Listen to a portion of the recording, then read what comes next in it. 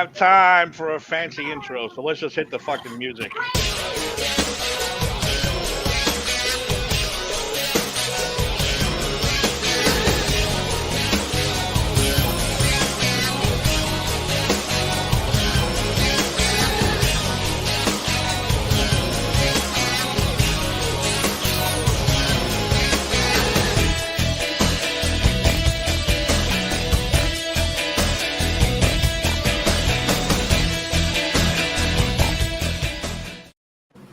Ooh, what is up, everybody? Welcome to a very special episode of the Just.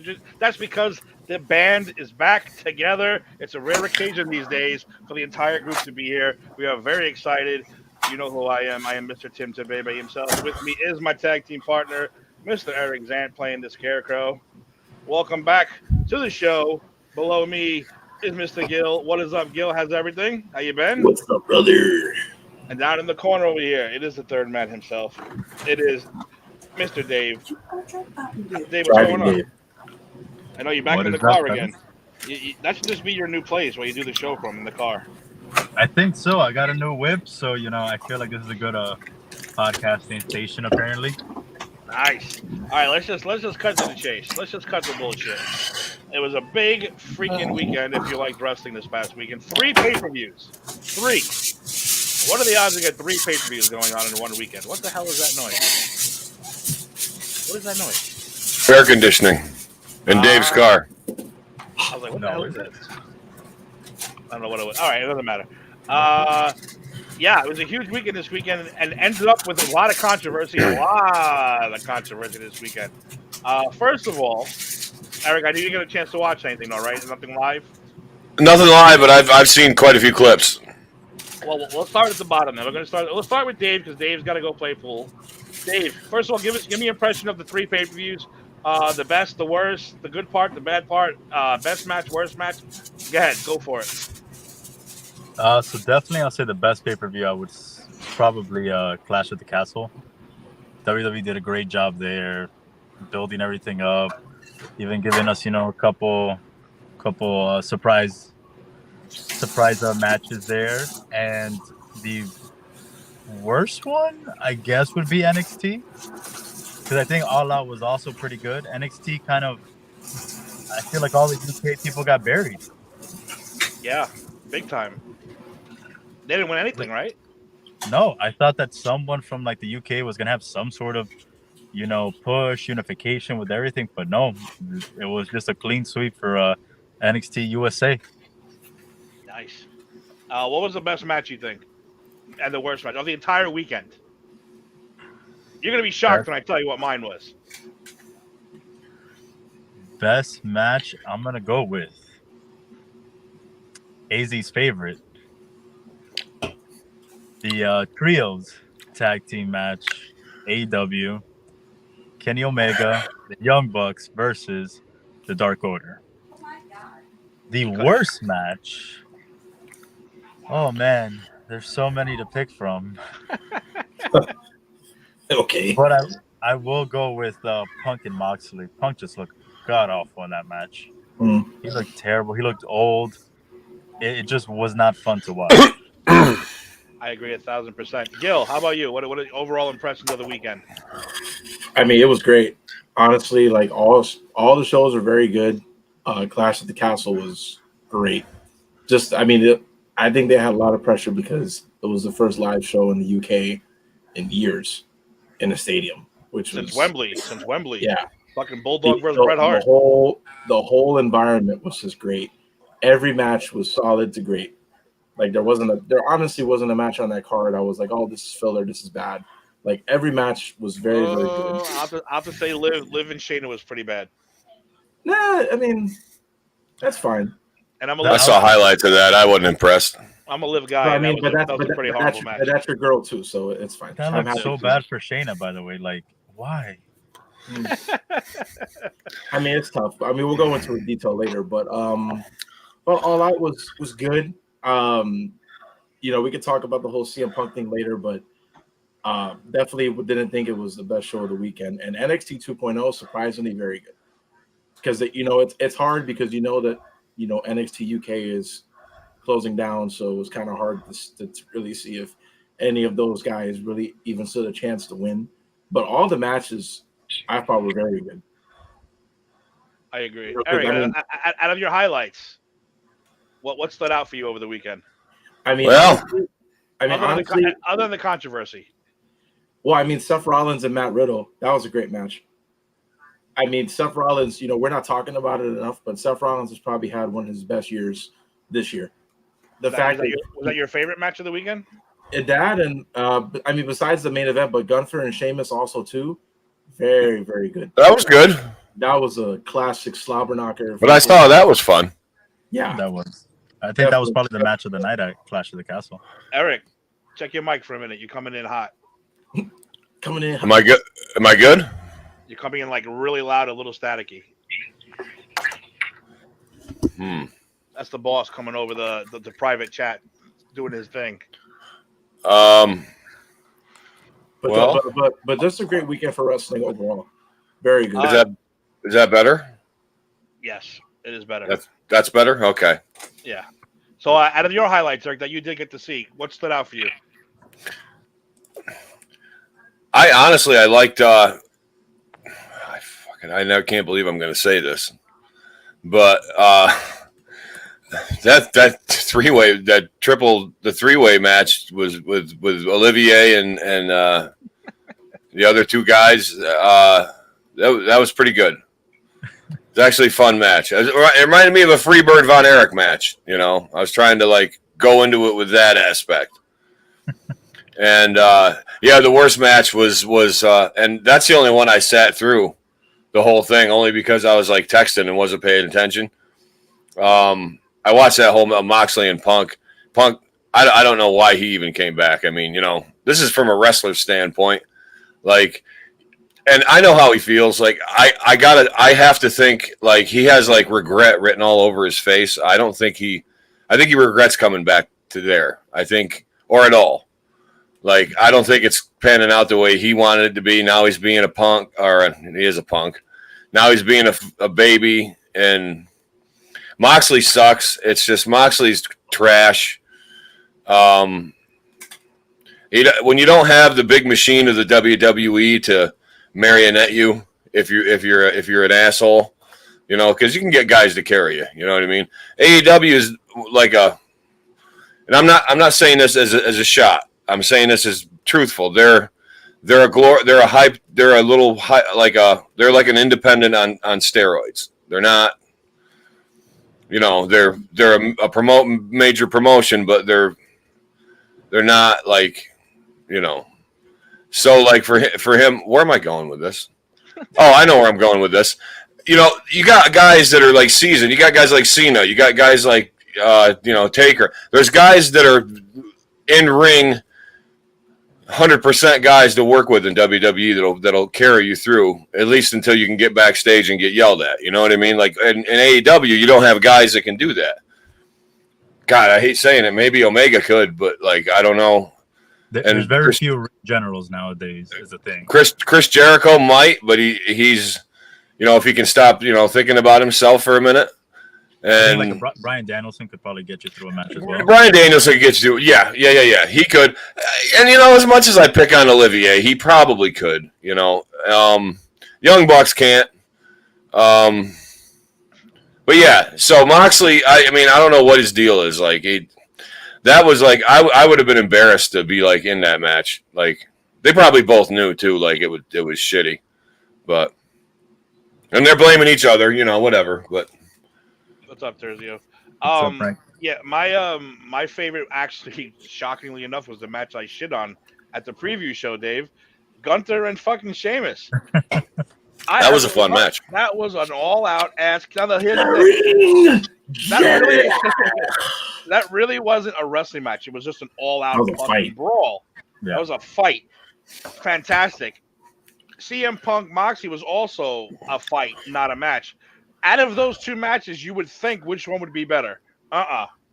Fucking Gunther and Sheamus was fantastic compared to that shit show on at the main event in AEW. It was absolutely horrendous. I mean, I would say that's probably Sheamus's best match since his 7 series against Cesaro years ago. Mhm.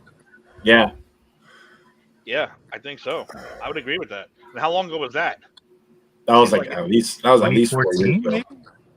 Right? No, that's I don't know. maybe like 2018, Yeah, 2017. 2019, 2018. Yeah, at least 4 or 5 years. But I love that he got that reaction at the end too from the crowd. Because definitely that, it works both ways. I mean, Gunther goes over, but Sheamus still looks strong. I mean, definitely one person didn't necessarily look weaker than the other. They both looked very, very strong. Because this was a match that I was surprised that it took them this long for them to work together. Because you would think that, they would put these two guys, even though, strong style oftentimes can get kind of boring. But when you put two guys together that could really do that legit and make it look, real. I mean, it is real, but you know what I mean? That can make it look like that, like it's crazy.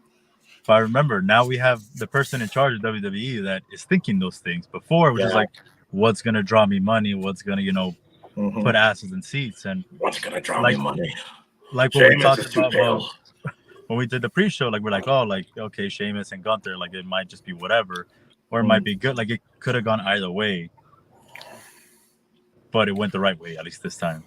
It did. I mean, and speaking of going the right way, I mean, the title match with Roman Reigns and McIntyre, even though everyone online was, oh, Roman gets bailed out again. Da, da, da, da. People forget the fact. Heel. I know, but people don't even realize when Siaka showed up and pulled the ref out. Like, if you go back and watch that, Roman Reigns didn't kick out. Like, it's not like he was done. It was over. Like I thought, like watching that, like those two false finishes, I was like, McIntyre is actually really going to do it. And it wasn't until that happened. But Roman Reigns never kicked out, so that makes it more intriguing, And I love how even though he's come back recently, Karrion Kross still had an impact in the match. The fact that he was sitting there in the crowd and kind of playing mind games with Drew McIntyre, I thought that was throw a water bottle at him. Yep. And I thought that was well done. Yeah. That was one thing that we actually didn't talk about, Tim. We didn't talk about the chance of a cash-in. I guess it just didn't go through our head. So I remember watching it. I was like, when he came out, I was like, no, there's no way they're going to give it to this guy here, right? Yeah. Yeah, but I think that's going to be Austin Theory's thing for a while. He's going to come down, try to cash in, and then someone's going to knock him out. I think that's hysterical. I think that's just a funny thing. Because when Tyson Fury knocked him out, I was like, you got to be shitting me. I thought it was fantastic. I hope he keeps doing it for at least another month. I think that'd be fantastic. But, yeah, let's talk about that real quick. The Usos, the whole big thing about the Usos thing is one of them can't fly internationally at the moment. Too many DWI. So there were going to be no Usos. We all knew that. Paul Heyman did not make the trip for some strange reason. I was surprised about that. But how great was it, the fact that he wasn't supposed to debut until SmackDown? They said, nope, we're going to debut him tonight. And they brought out, what's his name? Solo? How do you say his last name? Sakiwa? What's his name? I don't know how to say his name. The third Uso, whatever his name is. The third Uso comes in and he helps, joins the bloodline, helps Roman win. Fucking phenomenal ending. Solo Fantastic Sikoa. ending. So whatever it's called. Solo Sikoa. Who is he really though? He's the third Uso. He's the Uso's youngest brother. He's he's a Fatu. Okay. Yep. He's son of Rikishi. The third son of Rikishi. They all look alike. You look at him and be like, yeah, it's an Uso. He has white hair. That's the only way you can tell who blonde he hair. is. Blonde. I say white. It looked like it was more white than blonde. But yeah, he interfered, helped Roman win. We got another member of the bloodline now. I thought it was a great ending, especially because I said people were waiting for him to show up Friday, not show up at the pay-per-view. And there it comes at the end, and he shows up, and it's like, oh, here we go again. Another guy. Sami Zayn's on his way out soon, so they had to replace him with another family member, which I thought was a great ending. And that was a pretty good match, too. I'm not going to say. There was a lot of false finishes, a lot of that bullshit, but I was like, all right, it's still a decent match overall. And we all knew Roman was going to win. I mean, but I thought it was, out of all the title matches that Roman has had, that was one of his better ones. That's like it's in the top 5 of his. It looked like he was going to lose, too. It looked like a lot of times you thought, oh, my God, I think he's actually going to lose this one. Mm-hmm. Yeah. But the rest of them was like, he ain't losing. He ain't wow. lose. They gave the match depth, huh? Ooh. They went 30 minutes. I mean, that was Did they really? Yeah. 30 minutes, and you really thought, even Roman had to look on his face like, oh shit, I think I'm going to lose this one. Because he didn't have Heyman, he didn't have the Usos there, so he was like, oh my God, I might actually That's lose. what made it interesting, because the fact that he just came out by himself and it was just like, okay, so it's just one-on-one, they're not there. So McIntyre actually has a fair shot, and it ended up working. But So, do you think that we're ever going to get a woman in this Bloodline faction? Because it's probably technically, the only piece missing. shouldn't Tamina be in it technically? Tamina or Nia? Bring Nia back. Or And then there's since she's married to one of the Usos. I'm trying to think. There's if I got to do my Samoan family tree here. No, fuck. Rikishi's got a couple daughters, I think, if memory serves. Are they in the business though? I think everybody's. I think if you're in that family, you're in the business. That's You have no choice. You have no choice. There's no backup plan. It's wrestling or nothing. Yeah, you're wrestling or nothing. So again, now Roman wins again. Again, we're back at that point where who's it going to be? So now we have Karrion Kross, a possibility. Cody Rhodes, obviously a possibility. I think Cody is the end game. What's the timeline on Cody now? What are we looking at? I believe he should be back. Well, I think they're trying to get him back for the Rumble. Yeah, I think that's the goal. He said sooner, but I don't think they're going to rush him. I think they definitely want to take their time, because Cody is too much of a big commodity to. I hope he comes back ripped, like not like doughy, You mean ripped like Kenny Omega came back, right? Like that? He did come back. He did come back pretty fucking ripped, though. I will admit that he did come back pretty buff. He was in shape. Fucking take it easy, Dave. I wasn't gonna shit on him. Why is he wearing a shirt though? Why is he what? Why is he wearing a T-shirt though? Who? Kenny he was Omega. wearing. It was for like his shoulder. Oh, okay. Oh, at first, yeah, but he came out. No, he came out in this one already. No tape, no compression tape, no nothing. I was like, uh-oh. I know he has the thing on his knee. I know that. Every wrestler probably has it on their knee somewhere. Kenny Omega, I feel like, is like 2 more crazy matches away from like permanently retiring. Like I think he should seriously.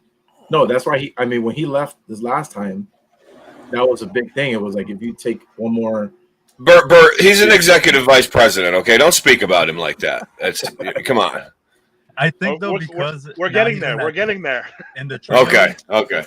Because he's in the trios now, he doesn't have to pull on one full match by himself. So I think that's gonna help him a little bit, because now he can rely on the Bucks to go crazy, and he just comes in, does his spots, comes back out, and is able to heal up 100% or 100%, whatever that means for a wrestler.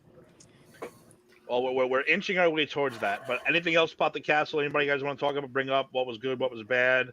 I think I said the only thing the bad thing was unfortunate. I think it was Liv Morgan and Shayna was bad. I think everything else was actually pretty good. It was all watchable. I was involved in it. I agree. And it wasn't long. Oh, the crowd was fucking great, except for Liv and Shayna. They died at that match. Oh, and we got to talk about it. Dominic finally growing up. I was going to get a man. But I love the fact that they were singing to Bayley, of all people.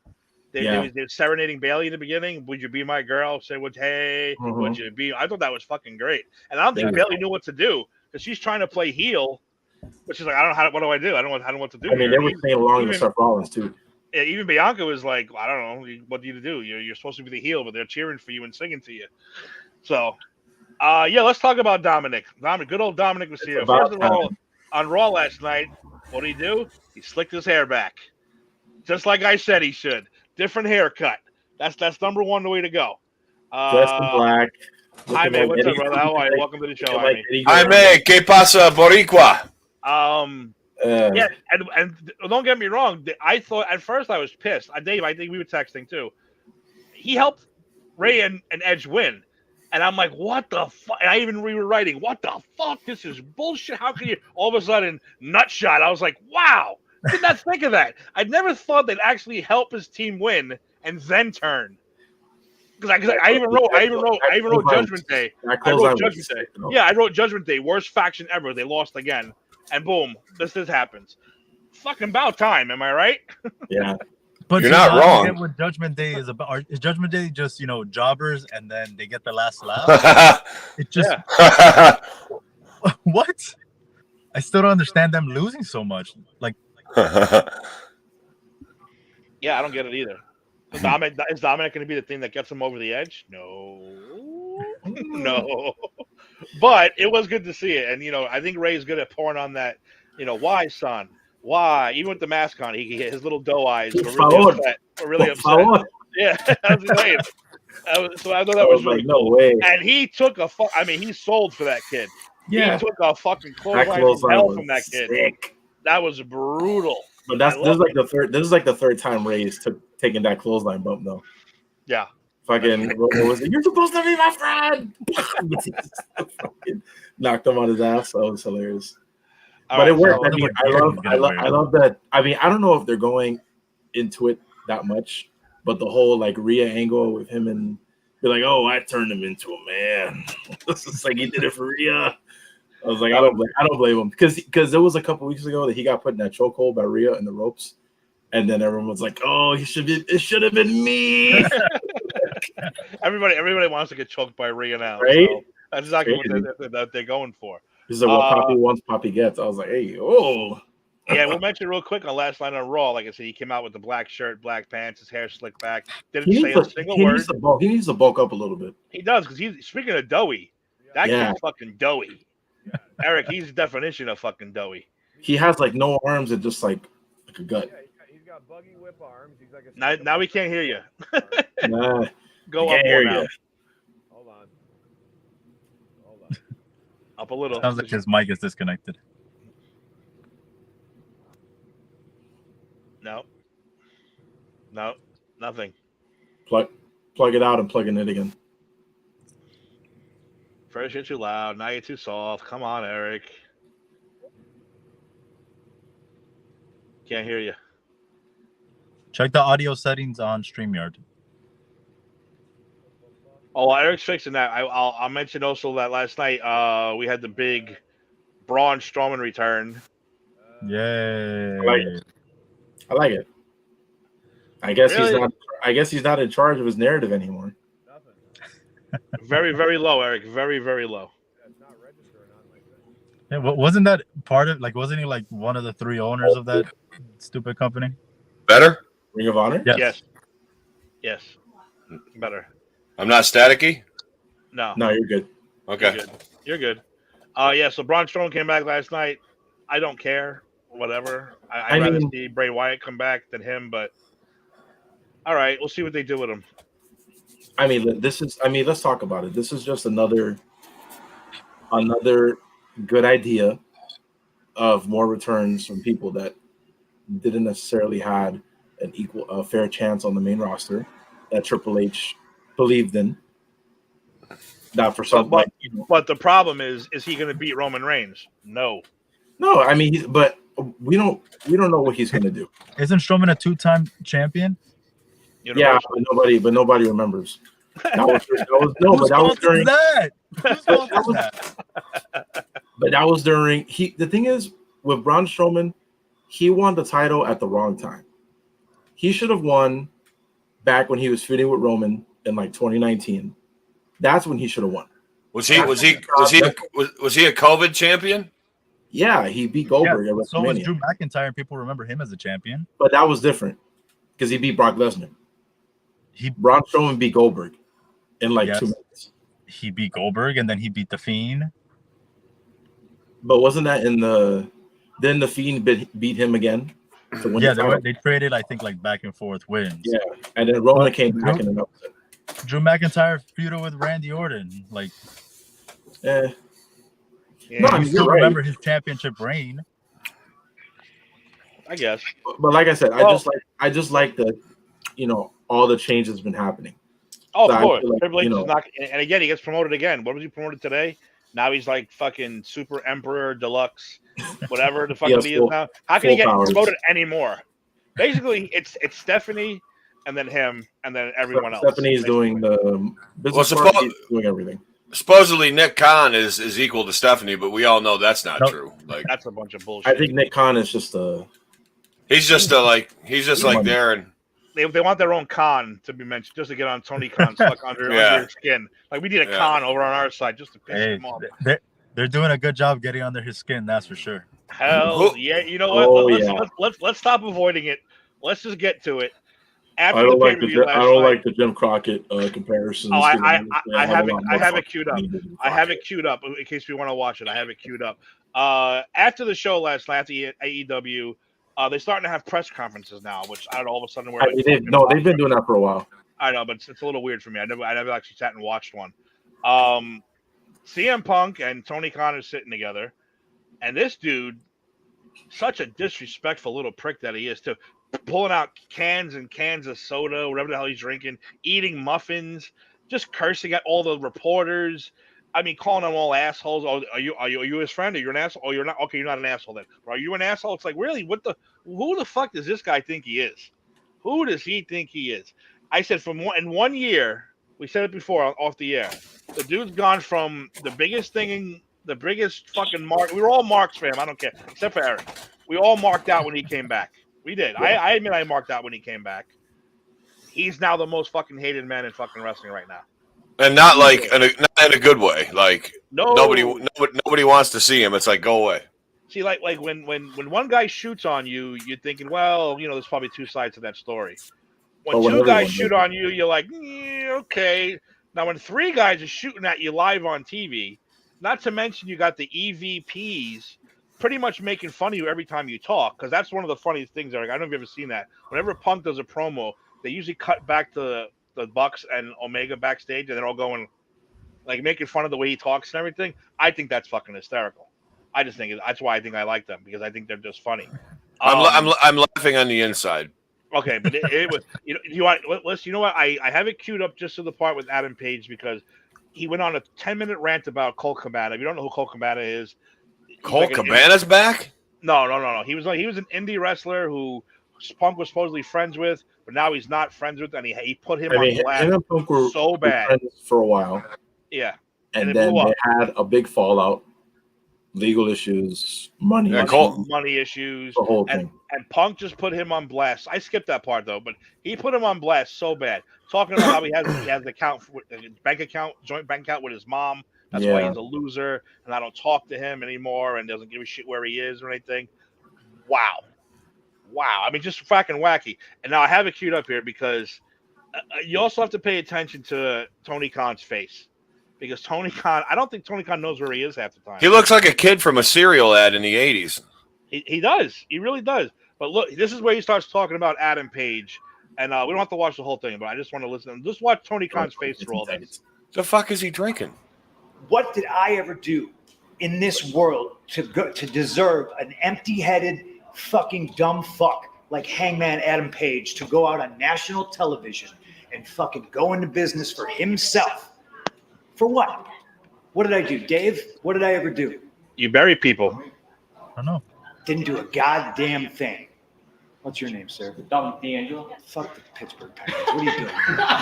All right, I'll agree. I'll agree with that. It's really clear in Forbes, and I just want to make it clear again. Nick, it's not his position to make it very fucking clear. Who runs the company? There's people who call themselves EVPs that should have fucking known better. This shit was none of their business. I understand sticking up for your fucking friends. I fucking get it. I stuck up for that guy more than anybody. Okay? I paid his bills until I didn't, and it was my decision not to. Yeah, but I shouldn't have no commented when Nick first said it. It's my fault, and if I hadn't, it's my fault. It's my I appreciate fault. that. I should have just taken it head on because you never said But I'm trying to run a fucking business, and when somebody who hasn't done a damn thing in this business jeopardizes the first $1 million house that this company has ever drawn off of my back and goes on national television and does that, it's a disgrace to this industry. It's a disgrace to this company. Now, we're far beyond apologies, right? I gave him a fucking chance. It did not get handled, and you saw what I had to do, which was very regrettable, lowering myself to his fucking level. But that's where we're at right now. And I will still walk up and down this hallway and say, if you have a fucking problem with me, take it up with me. Let's fucking go. All right, let's just talk about that for a second. I didn't know that CM Punk ran wrestling. Exactly. That's my whole point. Eric, I can't wait to hear you, Eric. What are you thinking about? What the fuck is going on in this guy's head? Dude. This is the biggest waste of a time of a work I've ever seen in my life. It has to be. This is work. this is completely a work. Oh, I don't think it's at all. I'm so confident it's a work that like I'll put my Scott Hall reputation on it. I don't think it's a work at all. I'm with Eric. I think it's you can't. I don't. Man, You the way cannot. that Tony You can't Khan was bash there- Adam Page like that, and just It's a you know, work. But it's not the first time he's done it, It's a work shoot. I'll give you that. yeah, definitely. It's definitely a work shoot. I mean, in a work shoot, you can pull a punch or two, Mhm. and he's doing that. But it's all you're not going to talk to Tony. You're not going to talk to your boss like that if it's not a work. I'm sorry, you're not doing it. I mean, I've been thinking about this a lot, but I think Tony I don't think so. doesn't have the experience to The do nutsack. The nutsack. He doesn't have balls. balls too. That's what. But also, CM Punk is a draw, and that's the thing. He's in his head about how much of a draw he is. That he thinks, of course, he's going to be above. Like he feels like he's untouchable. Honestly, that's what I'm thinking. He He does. feels like he's untouchable, so Yeah. he's gonna think, "Oh, I can talk to my boss this way. Why not?" He didn't technically say anything wrong, but he did kind of like, "No, you don't have to say anything. Like I'm gonna say my shit." Like it's still disrespectful. And the thing with remember, Paige, go ahead. I was gonna say the thing with Paige is this isn't the first time that he's actually called him out. There was that time where he came out before he fought Moxley that he basically calls out Adam Page, knowing that Page isn't gonna come out, and calls him a coward, and that was technically supposed to be a shoot. Hmm. So it's not the first time that he's just disrespecting him. So that's why I'm like, I don't think it's so much of a work. Plus, you I gotta remember think one it thing, is. though. You got to remember one thing. Why I don't think it's a work. Tony Khan wanted Cody Rhodes to bring in CM Punk a year earlier. Said make him an offer. Cody Rhodes never gave him that offer. Came back to Tony Khan and said, nope, turned us down. Cody Rhodes did not want CM Punk in the company. Tony Khan ends up bringing him in anyway. Cody Rhodes fucking leaves. That right there should tell you a huge thing about CM Punk. I think that's a bigger problem because there's I don't know if you guys saw it, but there was that clip from a couple years ago. I think it's from the Jericho podcast where Cody Rhodes was on there, where he talked about like locker room leaders and like, oh, I was super over in this company, so I should be da da da da. It's like obviously you know who he's talking about. I think definitely the more I think about it, I think Cody Rhodes going back to WWE is more than just a personal thing. I think it was more he knew what was going to happen and what Exactly. was going to I think had the Tony wherewithal to be Khan- like, you know what? This is going to end up being a mess. I need to get out of here. Tony Khan has a big old hard on for fucking CM Punk, and he knew it. And I think that's why he lied to the guy. He said, I offered him a deal. He turned us down. That was a lie. He never offered the deal because he did not want CM Punk in the company. A year later, he's in the company. Cody Rhodes just happens to leave. It's not a fucking coincidence. Not a Which is coincidence. why yeah. I don't think anyone's saying about him is a work. Because as I said this before too to Dave off the air, you get one guy shooting on you, all right. You get two guys shooting on you, might be something wrong. You get three guys plus the EVPs all shooting on you, there's something fucking wrong with you. And I think he's a narcissistic fucking lying piece of shit who's only in this for himself. Because again, Right. who is he? I'm back to put over the young talent. Who the fuck is he put over since he's been back? Nobody. And There's he's a only one guy. two-time goddamn champion. I don't think so. I don't think it's. I just don't think it's a work. I personally don't. And honestly, I was fine with Punk up until that press conference. Like I was happy, okay, at least Punk won. It wasn't Moxley. And then when he just did this, he like completely threw me off. Where I was like, you know what? Yeah, the way he's going about things, like he literally was whining because MJF got a pop over him winning the championship. Like How would no he not? shit. Like MJF's been off television for 6 months. Why would he not get a pop? Yeah, exactly. And the last time we saw him, he cut probably one of the best promo that anyone in that company has cut. Like, how is he not going to get a pop? I agree. I personally agree. But I like I said, I think this is a bigger problem with Oh, AEW. this is a huge. This is where Eric is going to say, "I told you all," because this is a fucking. Tony Khan has lost this locker room. Yep. CM Punk seems to think he said it himself. I'm trying to run a business here. What the fuck are you running? The inmates are running the asylum. Yeah, you're not an EVP. You didn't start this company. This company was started by 4 other guys and you. Well, you had the money. But this was Cody Rhodes, the Bucks, and Omega who really started this company. The wrestling aspect of it. I thought Omega came later. No. Oh, yeah, you think he has a piece? He's an EVP though. Yeah, He's part of it. He's part of it. But like Extra. I said, He's part of it. I've been saying this for a while. But Tony Khan needs to stay on the business end of things. He needs to be Stephanie. He needs to not run the wrestling aspect. I agree. Get someone to be the booker, the guy in charge from a wrestling standpoint that the boys will respect. But he can still do it, but he needs to draw a line in this. I don't think he can because Tony Khan, no disrespect, but he was a fan of the sport, fan of wrestling. No issue with that. Dad has money. He has money. Bucks, Cody Rhodes, Kenny Omega came to him and said, "Hey, we want to start a wrestling company. We need financial backing." And he's like, "Hey, I'm a fan of you guys. Definitely, I want to see this happen. Let's do it." I don't think that those guys thought that it was going to end up like this, where Tony Khan is basically, who's never run. I mean, I don't know what he did before running or starting AEW, but He lives off daddy's money. But I say he doesn't have the wherewithal or the attitude or the strength to run a wrestling company. Like, you cannot let someone who, first of all, left the business for 8 years, who was brought back in a part-time role, who doesn't necessarily have the same work rate that he used to have, even though he gets a reaction, because people love him for what he's done in the past. CM Punk doesn't need to be the champion. CM Punk doesn't need to be going over younger guys. CM Punk needs to be whatever he wants to be, but in a lesser role. He shouldn't go over Tony Khan's head and be like, "Oh no, that's not right." Da da da da. Like you think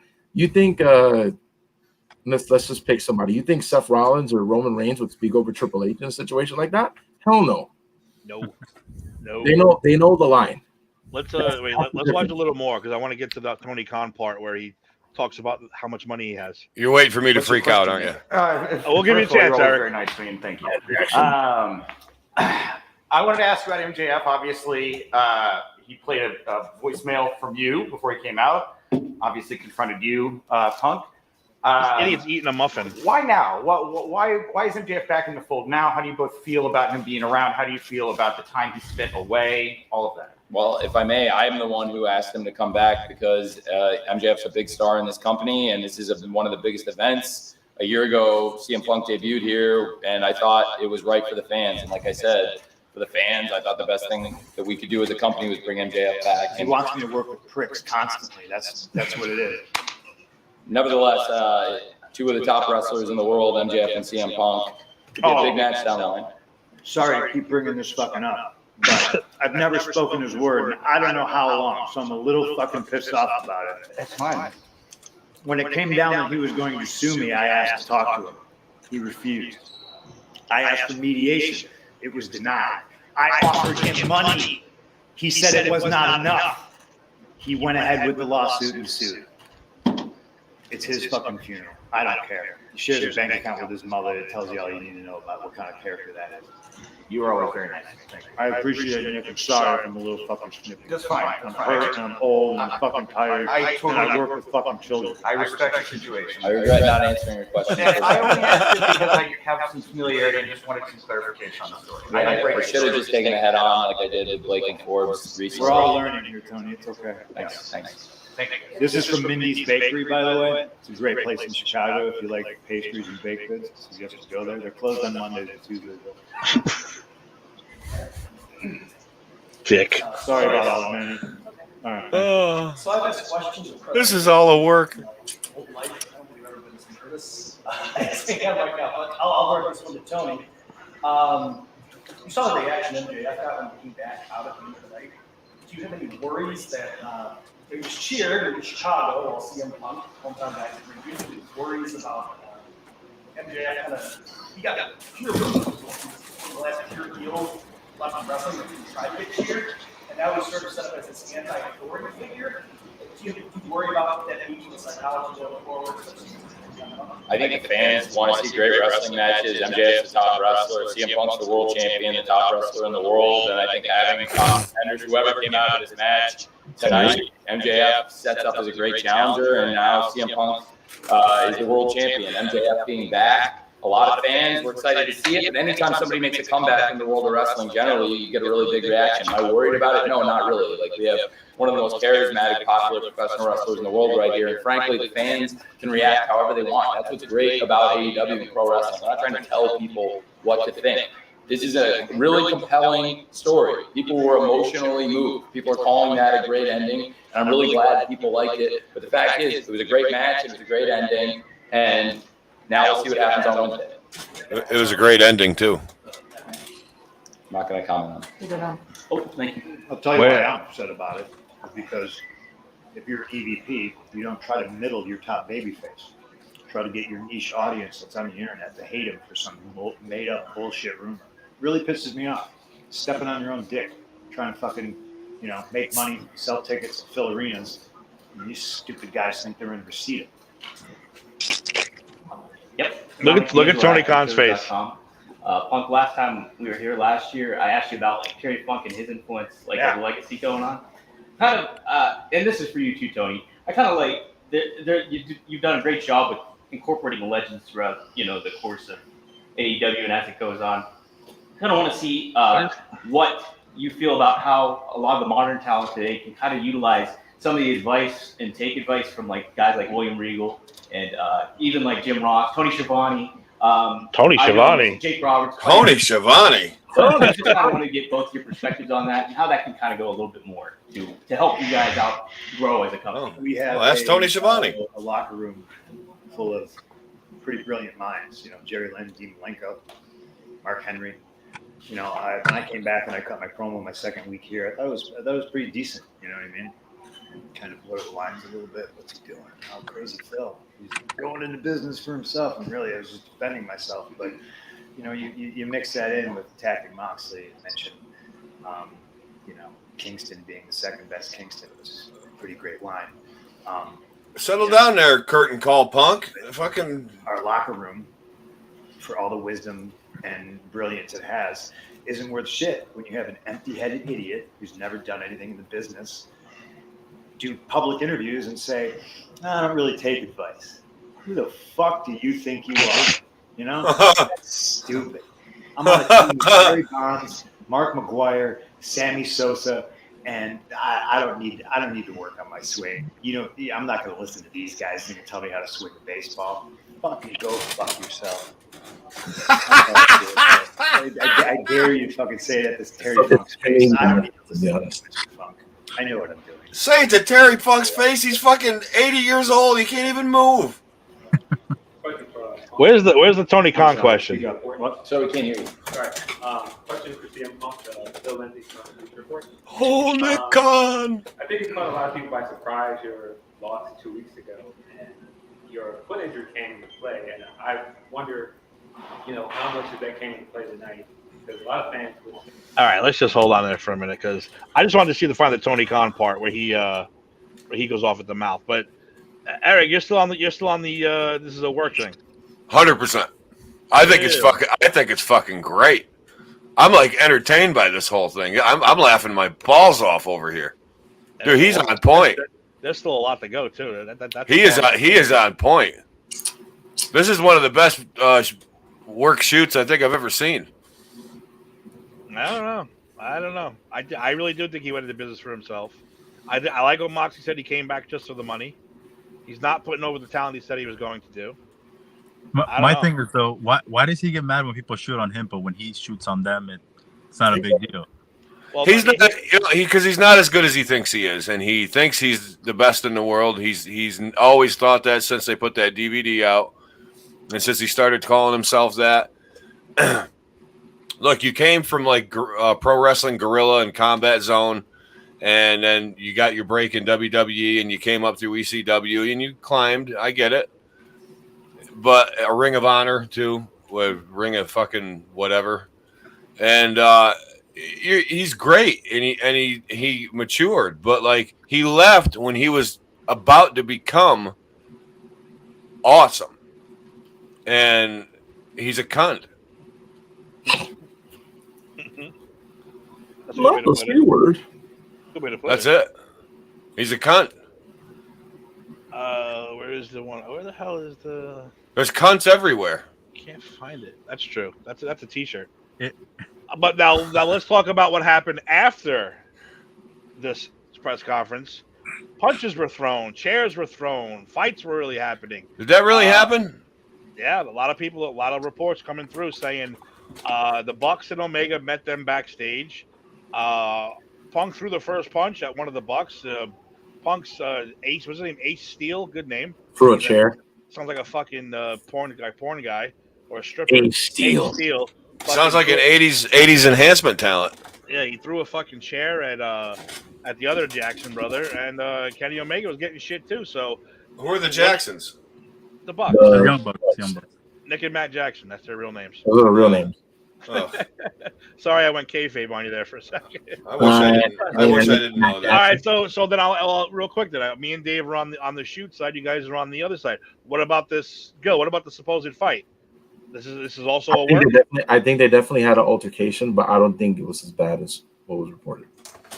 Oh, but several people said the chair was thrown and this and that.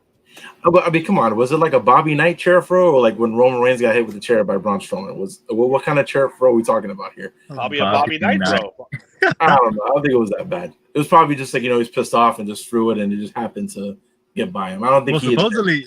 Like when Roger the guy Clemens What bit kind him. of chair? Was it like Like a a steel chair? Was it a plastic chair? Like what Like kind when of chair? Roger Clemens threw the bat near Piazza, he threw it near him. He didn't Near throw him, it not at him. Near him. Ah, okay. That's You know where what I you're going mean? with this. It's a That's where you're difference. going with this. Eric, But, what about you? You definitely there still was an think altercation. I do believe that. if there's a fight, it's still a work? 100%. 100%. Guys, this is wrestling. This is wrestling. Yeah, but Punk's never been that guy. He has been the guy who shoots. I don't think he's a good enough actor to pull this off if this was a work. No, definitely not. He took his ball and went home. What kind of guy sits there at a made-up press conference eating fucking muffins? I mean, come on. That's number one. He's a douchebag. He's a strum straight edge. Well, fuck off. I like fucking getting fucked up. Fuck you. All right? He's narcissistic at its best. He is. He's a fucking Chicago cunt. He's not from New York. I mean, if this is all a work, which I think it is, I think this is just building up to CM Punk being a heel. I think that's what it is. I think honestly, Bert, I think you're right. That's what should have happened. Bert, I think you're right. Because that has to happen now. It has to happen. Look at the reaction that MJF got. You don't think there's a clear baby first turn for him? But this is a Vince McMahon mistake. Then do not turn him fucking face. No. I'm not saying turn him face. I'm saying you're gonna get positive reactions for MJF. Okay, but don't make the Vince McMahon mistake. Yeah. Well, now he's getting cheered. I got to make him a face. No, that's the fucking mistake you got to make. Because let's be honest. CM Punk is way better as a heel than as a babyface. Yeah, absolutely. Chicago cunt. Yeah. So, two things to this because I'm gonna have to go soon. Number one, to work around your guys saying it's a shoot. The Bucks and Kenny Omega were the only champions that didn't show up to that press conference. Supposedly, after Punk said all that garbage, they said we're not coming out there. Yeah. They're the only champions not to come out. They had Jericho out there. They had the Tony Storm that just won the championship. Keith Lee and Swerve. They had everyone out there. Hold on. How many belts are in AEW? There's like 50, like 15. There's like 8 belts. Well, Jericho don't have a belt, but he just not counting Ring of Honor. Yeah, but imagine winner. Jericho probably wasn't supposed to go out there. But he was, he just won. But he didn't have a belt. Anyway, go ahead, Dave. Okay, I'm thinking they sent Jericho out there because Tony Khan texted Jericho in the middle of the press conference, "Hey, come out." Probably because the Bucks were supposed to come out and they needed someone to fill in that spot. Oh. Jericho's gonna be his boy. Then wait a minute. I gotta interject here. Then Kenny, if this I'm gonna go on the other side now. If this is a shoot and not a work, then Kenny Omega and the Young Bucks are fucking assholes too, because if they want to do what's best for business, they would go out there and do what they were supposed to do, what's good for the business, not for them. Sorry. But when your boss... Fuck your boss. But Eric, that's my point. When you start a company with somebody and all of a sudden you're getting pushed aside for someone who he likes much better, because he's clearly up fucking CM Punk's ass. He's up CM. He is fucking up my CM Punk on a God. daily basis. Tony Khan. How would you feel though? Would you want to go out there and sit next to that bullshit? Or I would. You want to throw a chair backstage? I would go out there and do it. Yeah. I don't know. I hate keep saying EVP, but as one of them too, I would make a point saying, dude, this is the guy you want. This guy that's stepping on toes, that's shitting on people, that's causing such a disruption. Then you go fucking deal with it. I'm not going to deal with it. The boys should not be EV whatever executive vice presidents. The boys are workers.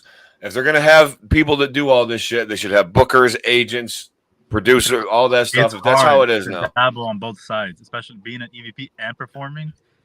It's dumb. It's dumb. And Kenny Omega's dumb.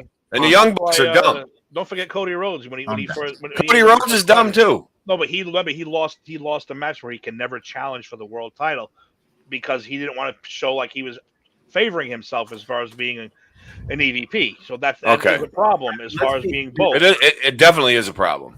Let's talk about it. Look, wait, before we go there, my last point, going back to MJF and him not being a babyface, when Jericho came out. Again, this is where like I kind of hate it because it's like you're kayfabe. He says that MJF called him because they talked about his pop, and that he's like, I don't want to come back and be a babyface. I don't want to come back and be a babyface. And that Jericho was like, don't worry, come back. You're still gonna be you, but you're gonna see how easy of a transition it is to go from heel, because you're gonna have people that like you, to a babyface. So they're already moving towards that direction. It looks like. Right, don't make the Vince McMahon mistake. And the perfect example I like to use is fucking Bobby Roode. Bobby Roode was so over as a heel. They bring him up. He's a heel. He's over. Oh, he can't be a heel anymore because people love his entrance. People are cheering him his entrance. We're going to make him a face. And guess what? You made him a face and the guy fucking vanished. Vanished because he's a better heel. I don't want that to happen here also. Just let him be him. Why do you got to put a label on it? Like, don't put a face or a heel label on it. I mean, I know that's old school shit, and you need those. But right now, no, not with him. Not with that character. There's no better heel than MJF right now. None. Nobody's better than him right now. Seth Rollins, I agree with that. Might be a little close. Because he's fucking psychotic. But MJF right now, because he holds that. How many countless people on the street does he meet, and he fucking rips them to pieces because he never breaks character? That's a true heel. That's a Rowdy Piper style heel. He'll tear your ass apart even in public just to get over. They can't ruin that. They can't. Okay. CM Punk's going to be he's an everyday heel. I don't think it's a work. I think he's just a shithead. I think he's an asshole. I think he's in it for himself. He's a narcissistic jerk off, and everything he said was a lie. That's how I feel. We could all agree to disagree, and that's fine. That's good to go. Dave, are you heading out? I'll let Gil finish his thought because I want to hear what he had to say. Well, real quick then, before you go to, I want to get your opinion on this too. The part I can't find, I don't feel like going through the whole segment. Tony Khan decided to have an outburst. He was pissed off that WWE ran 2 pay-per-views the same weekend as his, bringing up Jim Crockett Promotions and how the WWE pull that shit with Jim Crockett. But meanwhile, remember WCW used to do that shit with WWE too. They used to run the shows real close to each other.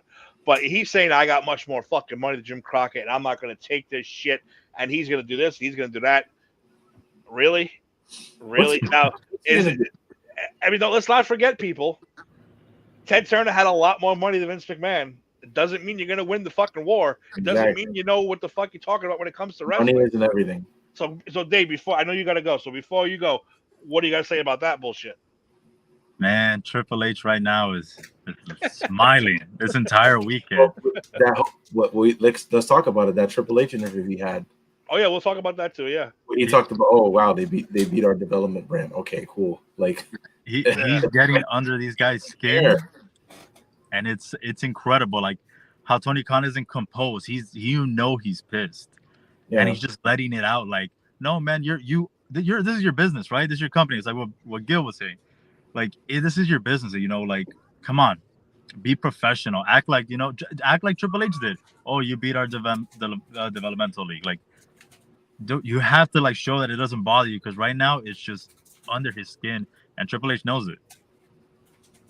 Yep. Because Khan just doesn't have a control of his emotions when it comes to business. He's taking everything personal. What it's like, you have to realize, like, you're gonna get jabs like that all the time, especially in the wrestling business. Especially when you give them. Yeah, like you can't, you don't cry when you say, oh, we came high. What does Jericho call himself? The demo god? We beat them in the 18 to 34 demographic. Don't say that and then cry when they talk back. Jericho was right though when he said, don't forget, for a long time NXT was considered the third brand, not developmental, and now Triple H as well is still developmental.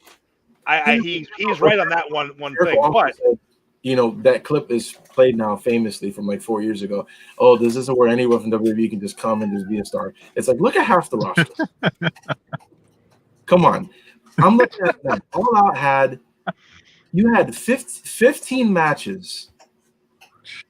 And I couldn't even tell you like 2 or 3 memorable matches on the card.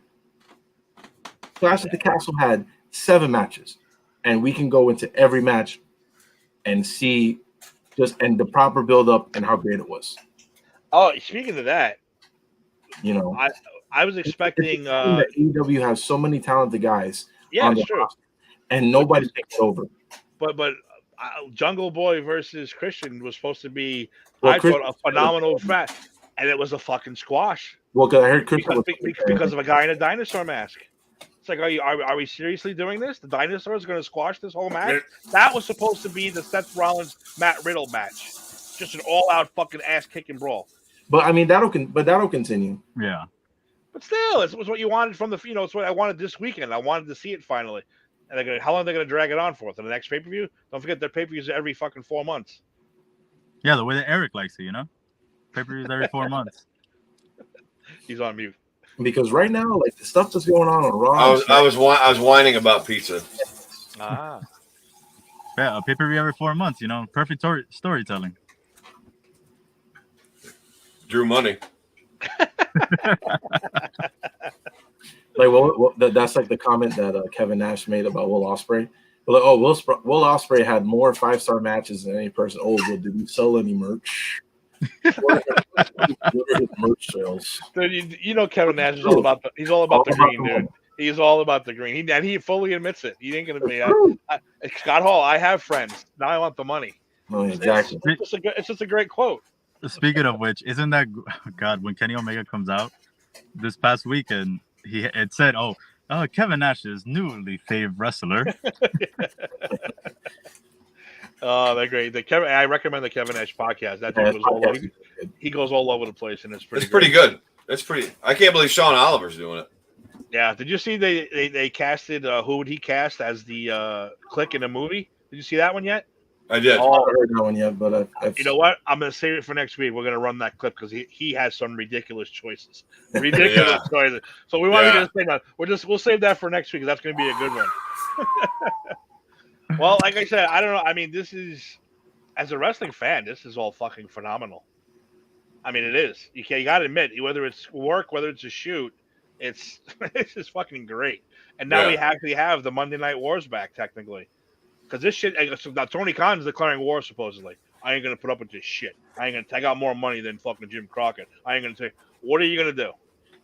What he's going to do is going to try to throw $10 million at who? Who doesn't give a shit if they leave WWE? You're going to pick one of those guys that you don't care if they leave and fucking give him a $10 million deal. And be like, okay, good. You took it, great. Good for you. I mean, look how quick the tables have turned.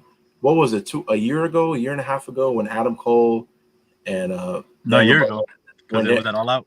yeah, it was when Daniel Bryan and Adam Cole jumped ship. WWE was struggling. AEW was on fire.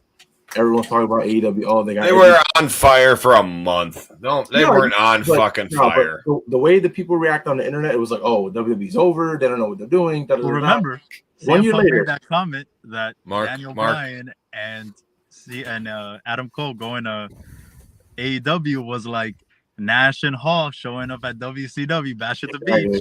Beach. like, no, it wasn't. And then, and then now look what happened. Now we still have Sasha Banks and Naomi. They're coming back. That's going to be a huge return. Maybe. I don't know what you have Gargano and making his in-ring debut next week. Who knows what the hell is going on with Dexter Lumis and The Miz? I don't know. This whole storyline has been great. What happened to Morrison? I think he's just working indies now. I think. Morrison, didn't he sign with AEW too? I don't think he did. I think he's just doing like random shows. I don't know if he goes all over the place. He's a And there's super I mean, free agent. we also don't know what the Fiend is doing, but most likely he might be coming back. Exactly. So it's just But, like by the way, the Dexter Loomis when he popped out from under the cage, That was you so seen that, good. Eric, that was so goddamn funny because of the way they shot the angle. Eric, they had Dexter Loomis under the ring, and when Miz was trying to win, they had the shot from up top, and he comes scooting out like he's fucking fixing a car, like under the cart, basically staring like- up at the Miz. they It did was like, fucking hysterical. it was like basically Miz was getting out of the cage, and they did like his point of view looking down, and then you see Dexter Lumis like outside of the ring, just like looking at him. It was Like he was, hysterical. like he was on a creeper? Yeah, okay. Yeah, Oh my god, that was it was great. great. I don't know where it's going. I have a feeling Gargano's going to play into it a little bit, but I don't know where this is going with the Miz. But I love it so far. It is. And then Cross is back with his awesome entrance and Scarlett and kicking ass. Well, So like I happy. said, this is just the beginning of all of this war. If Tony Khan really going to fucking It's fine. You know what's going to happen try in something. a year from now? Kenny Omega and the Bucks are going to go to WWE and they're going to team up with Cody Rhodes and take on the Bucks. That's what's going to happen. I That's gonna can't be the wait. main event of WrestleMania 39. Yeah, that's one thing though. If it's a work, then they're not going anywhere. Obviously, if it's a I don't shoot, know. you might see them want to get bought out of this company, and then they're going to want to leave. Yeah. Well, You know, I mean, people are already leaving. Malachi Black is leaving. He's gone. yeah, he wants out already. No, a lot of he's people gone. want out He's gone. already. Tony Khan didn't want to talk about that at the press conference either, because He apparently at the show he kissed the crowd farewell and he left. So I think he's gone. and Tony did not want to talk about that either. He's like, I'm not going to talk about that now. And I think if they don't have real main event pushes or main event ideas for Adam Cole, I would be looking to go back. I would too. Because Where the hell is he? Triple H said, look, anyone that does like streaming on Twitch, there's no issue with that. So if you want to do that, you can come back. That's literally the main reason why Adam Cole left. Which is a little ridiculous. But it was, but whatever. But that's literally the main reason that he left, besides his wife working there. All right, Dave. I know you're walking now. You got to go knock some balls around. So thanks for coming on. Thank you, No problem, Dave. guys. Thanks for having me. And the more controversy gets, the better the show's going to get. So make sure you come back. Absolutely, will do. Have a Good good luck, Dave. fellas. Have fun. Knock some balls in. Good luck. Have fun. Later. Yeah. So I don't know, guys. I think this is going to be fucking fun. I really think it's going to get fun. It's starting to get better. It is, right? I mean, and no one's denying how good WWE has been lately. And No. even like you said, the behind the scenes, everyone's fucking happy. Everyone's having Yeah. fun. Everyone has access to Triple H. Like it's not like Vince, where you gotta set up a meeting and fucking go through Bruce Pritchard and John Laurinaitis and 60 other people. There's more. men. It's more of a direct channel. It's not like before, where it's And to be fair, look, no one is going to be able to no one person is going to be able to do everything that Vince did, because there's no one walking in the face of this earth that works as hard or is as dedicated as Vince McMahon. Well, No, Triple H no. said he's smart enough not to do that, though. He's That smart is- enough to have surround himself with people. Exactly. Triple H, he's not necessarily the same mindset of Vince, because the way he talked about it on the interview he had, he's like, oh, it's chocolate and vanilla. Like I have to choose the flavor. Yeah. And that's what it comes down to. Triple H has a different viewpoint on things, but it's not too far off from what Vince used to think of also. because Triple H also, Triple H is a guy that's lives, sweats, bleeds, breathes the industry, the business. He truly loves it. Absolutely. Like, people give him shit for, stuff that he did when he was a wrestler, buried people, whatever, but you cannot deny that his passion for the business is what's going to make WWE greater. The fact that he's taking guys like Jake Paul, Bad Bunny, and there was, Bad Bunny, apparently he's going to be coming back soon. Triple H is going to have a meeting with him coming up soon to come back and do something. Probably, obviously, I think for WrestleMania, because I think Probably WrestleMania. by Jake Paul. Yeah, probably.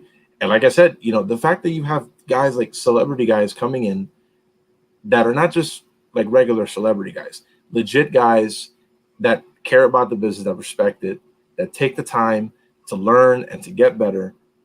And look what Jake Paul did at SummerSlam with maybe 4 or 5 months of training. Working, obviously, having a great partner as The Miz who can work with anyone, and make anyone look really good. Who's Jake Paul?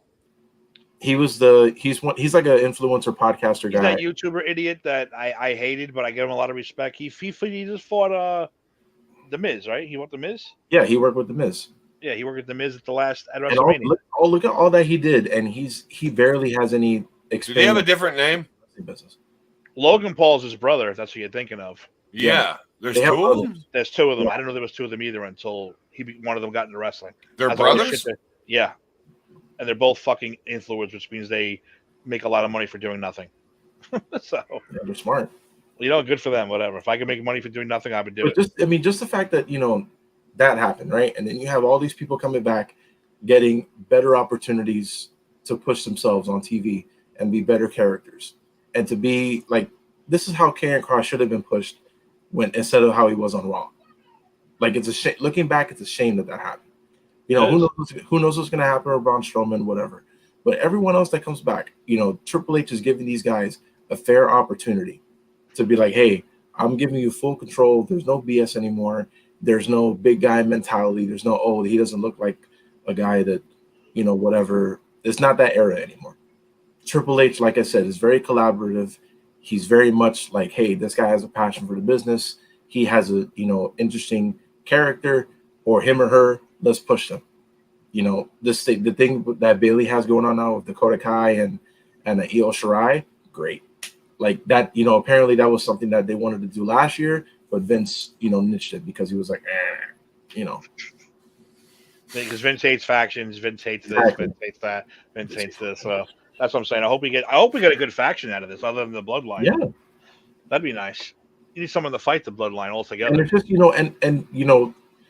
Kevin Nash talked about it, how, Raw should be like 2 hours. I think eventually, That we know. I think definitely when they renew their deal with USA, I think it's coming up soon that they're going to renew. I think they should go back to 2 hours. I don't think it'll happen, but I think they should, because the way that Raw is being done now and SmackDown too, it's kind of like a reality TV show. Like the way that stuff, like you notice now, like there's stuff happening in the background. Yeah, always. But it'll be something going on that the camera's focusing on. But then if you look in the background, there's something else going on, and then it's kind of like a build storyline type of thing, where you build 2 storylines at once. Like it's kind of like a reality TV show in a way, and that's that makes it cliffhanger endings and surprise returns. That's what makes people come back and watch. As long as they don't go the old Nitro route where something good was about to happen, and they go, "See you next week." I'm fucking Tony Schiavone was famous for that shit. Or even like people that are already established, like Kevin Owens, going back to old school Kevin Owens, being the ass kicker and just a worker and not being comedy relief, like being Kevin Owens the way he should be. You know what I mean? And Kevin Owens, like for years, up until those last couple months, has been kind of staggering in that mid card position. And it's a shame, but he's getting back on track the way he should be. Even Austin Theory, people give him shit, but you know what? He gets heat. He's a jerk. Nobody likes him. He's a prick. Whatever. He's fucking takes those selfies and he's like, whatever. Yeah, but he's a good worker though. He's funny. He's a good worker. He's funny. Good But character. and yesterday he last night on Raw he gave that bump to Kevin Owens where he hit his head on the steel steps. So obviously, they're taking their time with him, but that's working. So overall, it's just, overall it's better. The product is better. the television is better, you know, and the pay-per-views are better.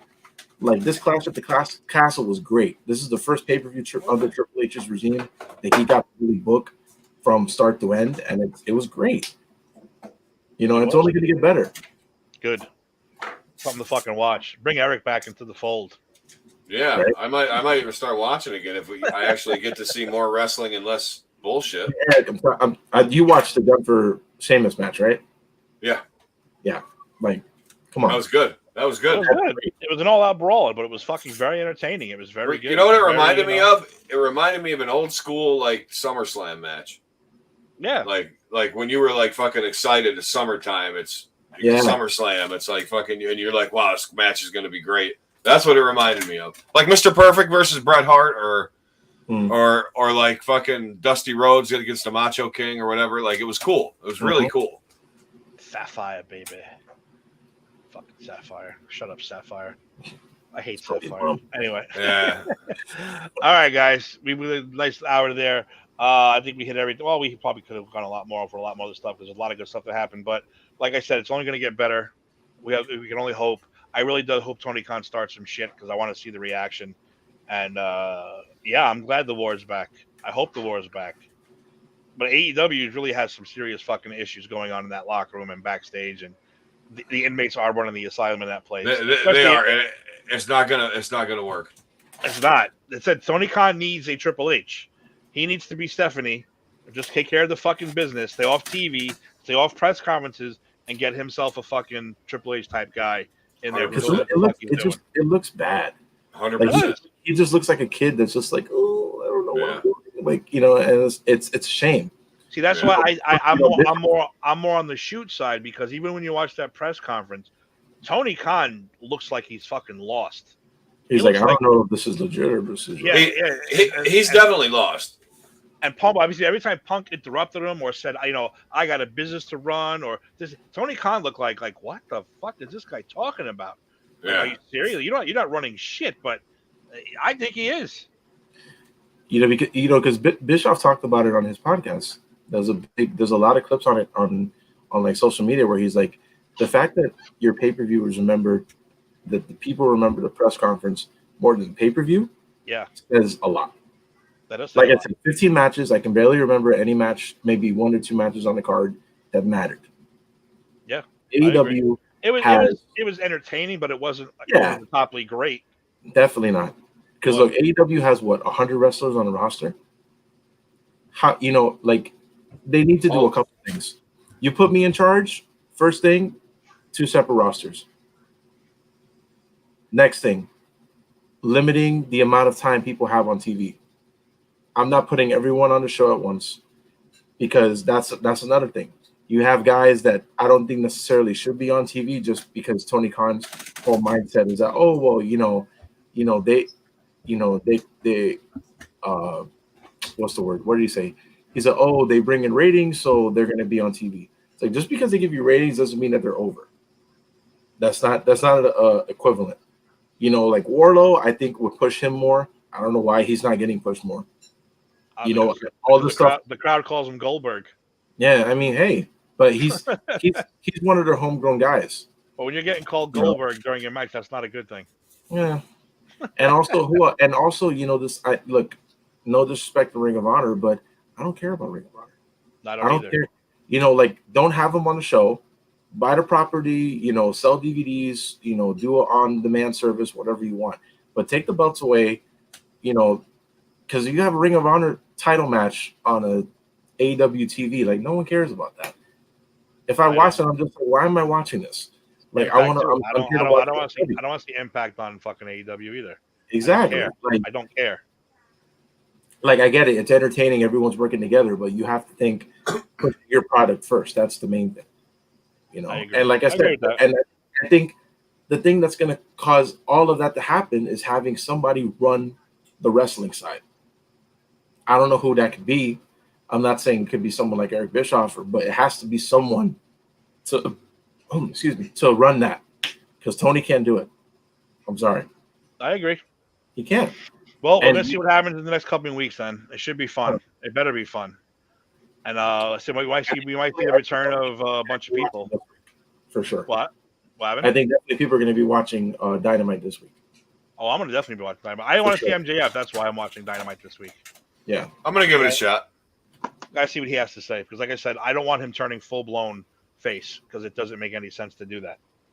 You'll ruin him. You gotta let him be him. Let him be a dick. You know, people cheer for him. That's fine. People boo him. That's fine. You don't have to label yourself as a face or a heel. No. And why can't two heels fight anyway? Like, where the fuck is Yeah. that in the rule book? You know, why can't two faces fight? that can happen. know, Hogan fought Warrior, for Christ's sake, back in the day. It was one of the biggest matches of all time. Bret Hart fought the Bulldog. It's just all fucking, who cares? You don't have to have face versus heel every week. Some of the best matches are probably, like I said, Hogan, fucking Warrior, and Bret, you know, Bulldog and all that bullshit. It's all face. It's fine. You can have a face versus face. You can't have a heel versus heel because there always has to be a face in the match. Okay, there you go. See, that's an inside thing right there. But again, you don't need to make him fucking, you know, wave to the crowd and be nice. No, that's not the character. That's not him. You can't do it. So don't fucking do it. That's all I'm saying. Don't do it. Don't do it. Don't do it. And with that, we're getting the hell out of here. Because guess what, folks? Next week is going to be 95 episodes. 95. 5 away. We're 5 away from the big one, boss. I still haven't gotten anything in the mail yet. I don't know if you're waiting for the last minute, but okay.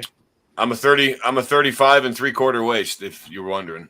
Yeah, that's all I'm saying. I'll throw it over my shoulder anyway. I won't wear it on my waist, so that's okay.